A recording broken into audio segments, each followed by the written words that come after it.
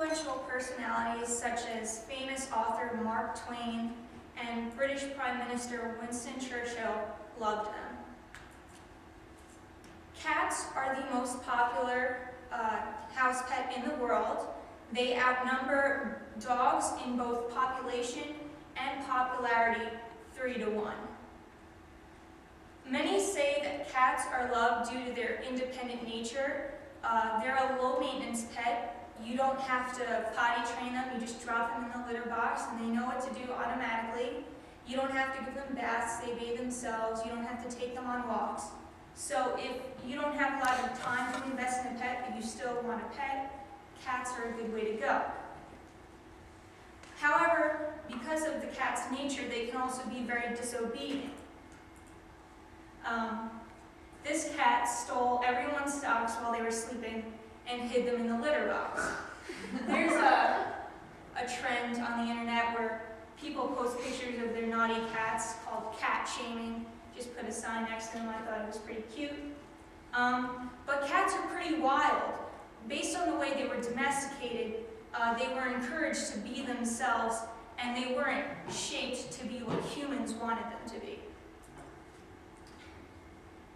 In John Bradshaw's book, Cat Sense, he traces the lineage of the domestic house cat back to one central ancestor called the Arabian wild cat.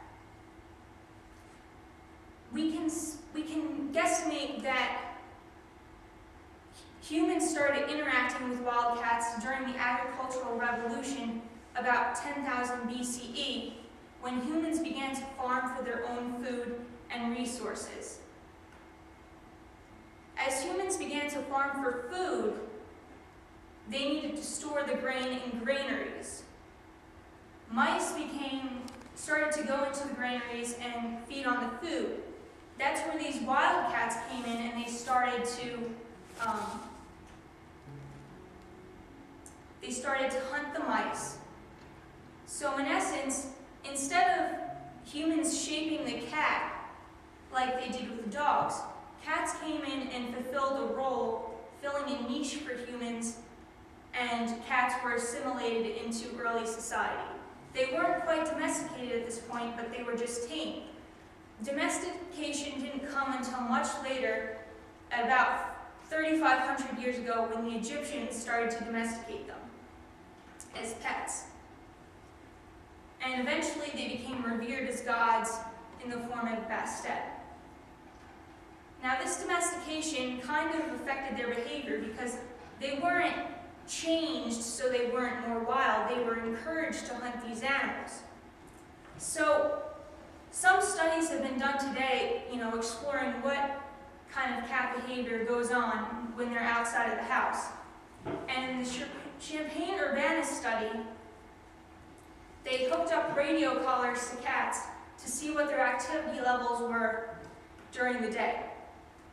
They looked at both owned and stray cats, and they found that stray cats were more active than owned cats because of the survival needs. They had to hunt more to survive, whereas owned cats were just hunting for fun. And both cats, both stray and owned cats slept a lot, but owned cats slept 80% of the time, while unowned cats slept 62% of the time, keeping with that idea that they had to actually hunt to survive. Also, the Champaign-Urbana study, published in the Journal of Wildlife Management, found that they also prefer to hang out in grasslands. Another good documentary that I really recommend you guys watch is The Secret Life of the Cat. It's a BBC documentary, and they hooked up GPS monitors and video cameras to cats to see what they would do during their day outside.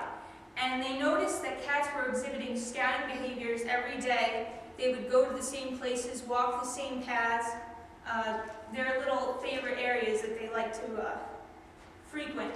And some of these cats were traveling distances up to 8 acres a day, which is pretty large for the size of the cat. And these video cameras, it's really cute to watch because you can see them actually hunt the animals that they do and get into cat fights with each other. However,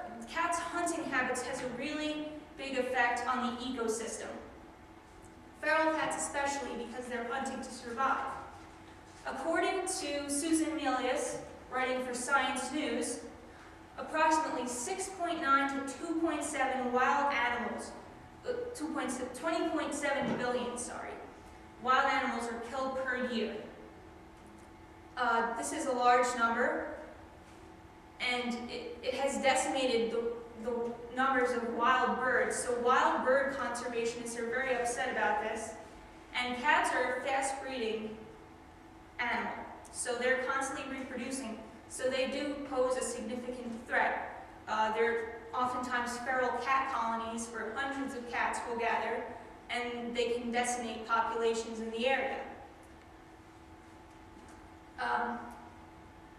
There are a few options. You can either kill the cats, or you can either kill the cats or let them roam free. But lately they've been doing trap, neuter, release. But there's a little bit of a problem with trap, neuter, release, because, as John Bradshaw puts it, if you neuter the domesticated cats at home and you neuter the easily caught feral cats, the cats that are left behind are the more vicious, more afraid of humans. And if they're the ones who are breeding, the cat breed will become more feral and less domesticated over time, effectively reversing what thousands of years of domestication have done. So, the domestic cat, even though in the beginning they were cherished for their hunting behaviors, this is now a problem. And cat behaviorists and conservationists alike are working together to solve these issues.